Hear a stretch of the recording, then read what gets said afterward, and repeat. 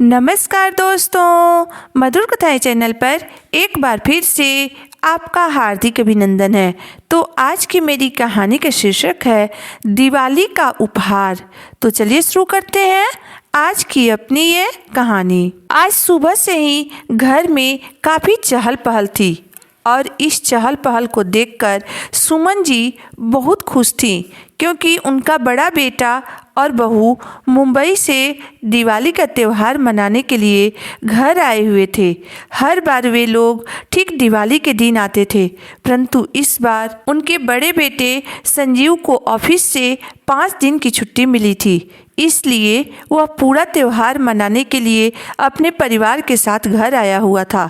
सुमन जी और सुधाकर जी को 2 बेटे और 1 बेटी थी। बड़ा बेटा संजीव अपनी पत्नी सुरभि के साथ नौकरी के कारण मुंबई में रहता था। उनके 2 प्यारे प्यारे बच्चे भी थे, अनुज और अक्षरा।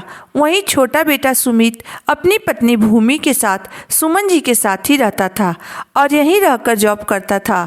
उनका भी एक बेटा था जिसका नाम अमन था। उनकी बेटी अंकिता की शादी हो चुकी थी। वह अपने ससुराल में बहुत खुश थी। दोपहर का खाना हो जाने के बाद जब सभी परिवार के लोग साथ बैठे तो सुमन जी ने अपनी दोनों बहुओं से कहा, क्या हुआ, कल दिवाली का त्यौहार है और तुम दोनों के भाई अभी तक दिवाली का उपहार लेकर नहीं आए। वह कब आ रहे हैं दिवाली का उपहार लेकर? उन्हें याद दिला देना। हमारे घर दिवाली में बेटियों को उपहार देने का रिवाज है। यह सुनकर उनकी छोटी बहू भूमि ने कहा, माँ जी, मेरा छोटा भाई आज दिवाली का उपहार लेकर आएगा, क्योंकि मेरी उससे बात हुई थी तो उसने आज आने की बात कही है। सुमन जी बोली, ठीक है। फिर उन्होंने अपनी बड़ी बहू सुरभि की तरफ देखते हुए कहा, बड़ी बहू, तुम्हारे मायके से कौन आ रहा है? पिछले बार भी तुम्हारे मायके से दीपावली का उपहार नहीं आया था। क्या बार बार उन्हें याद दिलाना पड़ेगा हमें? इतनी समझ खुद में नहीं है कि बहन बेटी के घर त्यौहार में उपहार दिया जाता है। सुरभि के पास बोलने के लिए कुछ भी नहीं था। सुरभि के पिताजी नहीं थे। उसकी माँ जैसे तैसे अपने दोनों बच्चों की परवरिश की थी। सुरभि बड़ी थी और उसका छोटा भाई अभी अभी किसी कंपनी में नौकरी ज्वाइन किया था। पिछली दिवाली के वक्त उसकी माँ की तबीयत ठीक नहीं थी और भाई को छुट्टी नहीं मिल पाई थी। इस कारण वह लोग दिवाली का उपहार नहीं भेज पाए थे। बस इसी बात पर सुमन जी नाराज हो गई थी और त्यौहार के दिन भी सुरभि को रुला कर ही पीछा छोड़ा था। इस बार भी सुरभि के मायके से दिवाली का उपहार आने की उम्मीद नहीं थी, क्योंकि उसके भाई ने उसे पहले ही बता दिया था कि इस बार भी दिवाली पर उसे छुट्टी नहीं मिल पा रही है और माँ अकेले कैसे सब कुछ करेगी।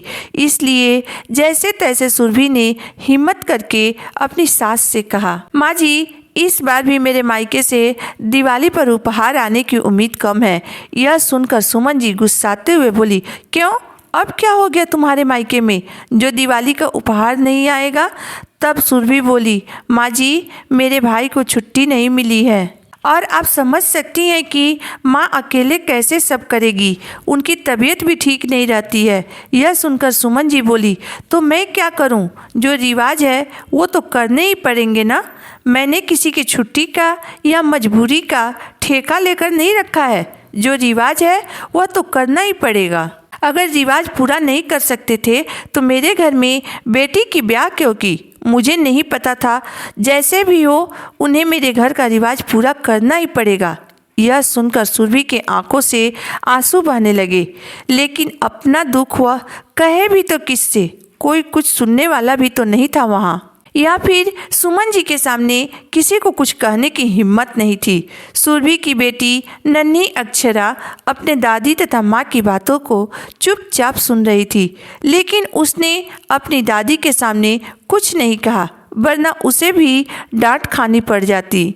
रात को जब घर के सभी सदस्य खाना खाने बैठे तो अमन ने अनुज और अक्षरा से पूछा, अनुज भैया और अक्षरा दीदी, आप लोगों का सबसे फेवरेट त्यौहार कौन सा है?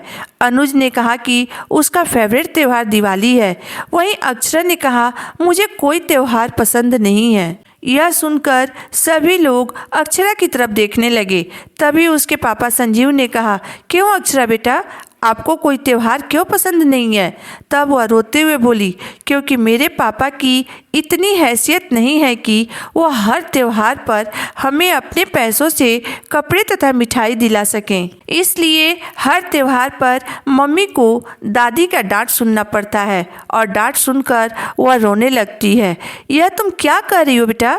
तुम्हें यह सब किसने कहा कि तुम्हारे पापा के पास इतनी हैसियत नहीं है कि वह तुम्हें हर त्यौहार पर कपड़े दिला सके? पापा, मैंने देखा है कि हर त्यौहार पर सबके कपड़े और मिठाई नानी के घर से आते हैं, और अगर नहीं आते हैं तो दादी मम्मी को डांटने लगती हैं और भी बहुत कुछ कहने लगती हैं। इसका मतलब तो साफ है ना पापा कि हमारे पास कपड़े और मिठाई खरीदने के पैसे नहीं है। आपने सुना नहीं, सुबह दादी मम्मी को कितना डांट रही थी? उनके पास दिवाली पर पहनने के लिए कपड़े नहीं है ना, इसलिए। अक्षरा इतना कहकर चुप हो गई, लेकिन आज उसकी बातों का जवाब देने की किसी की हिम्मत नहीं हुई। पर सबसे ज़्यादा सुकून तो सुरभि और भूमि के चेहरे पर था कि एक बच्ची ने ही सही इन लोगों को इनकी औकात तो दिखा दी। दोस्तों, रिवाज के नाम पर बहू के मायके वालों को परेशान करना यह कहाँ का न्याय है? त्योहार पूरे परिवार के साथ खुशी मनाने के लिए होता है, न कि घर की लक्ष्मी को उसके मायके को लेकर ताने मारने का। आपको मेरी कहानी कैसी लगी, आप मुझे कमेंट बॉक्स में कमेंट करके ज़रूर बताइएगा। अगर आपको मेरी कहानी अंत तक पढ़ने और सुनने के बाद पसंद आई हो तो मेरे वीडियो को लाइक कर दीजिएगा, चैनल को सब्सक्राइब कर दीजिएगा। तो फिर मिलते हैं एक नई वीडियो, एक नई कहानी के साथ। तब तक के लिए धन्यवाद।